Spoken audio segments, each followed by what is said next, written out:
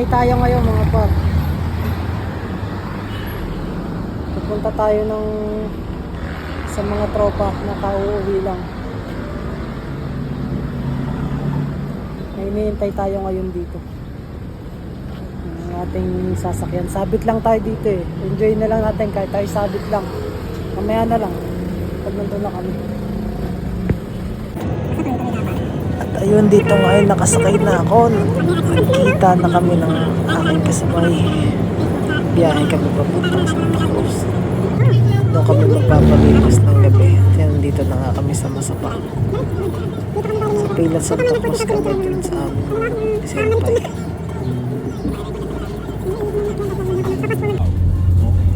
Yun, ito, hindi na nakapag-video at nag-happy-happy na. Kinabukasan na to, alas 4. At biyahe na kami papuntang Quezon, Infanta.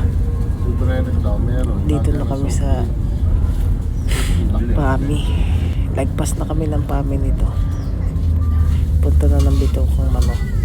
At ito mga kasabay namin at ako, Senpai Rick, Senpai Big yung driver at si Senpai Kokong Nelson.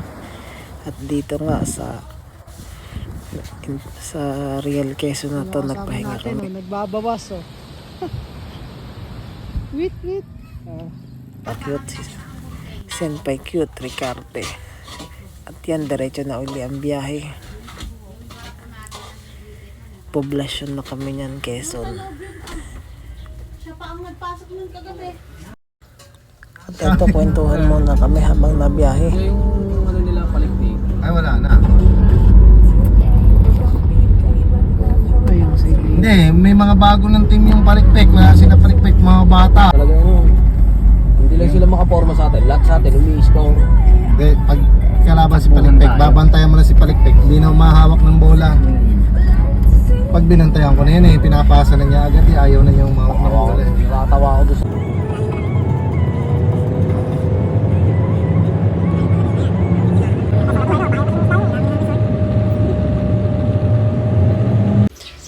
At yun, baka naman, pasupport naman ng ating channel.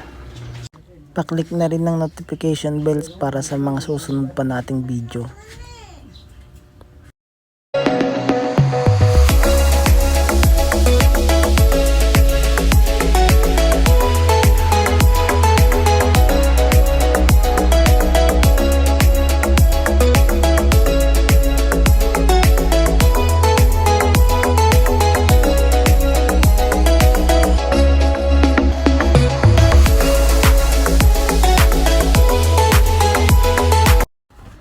At dito nga malapit na kami makarating sa Infanta Quezon, sa Arco.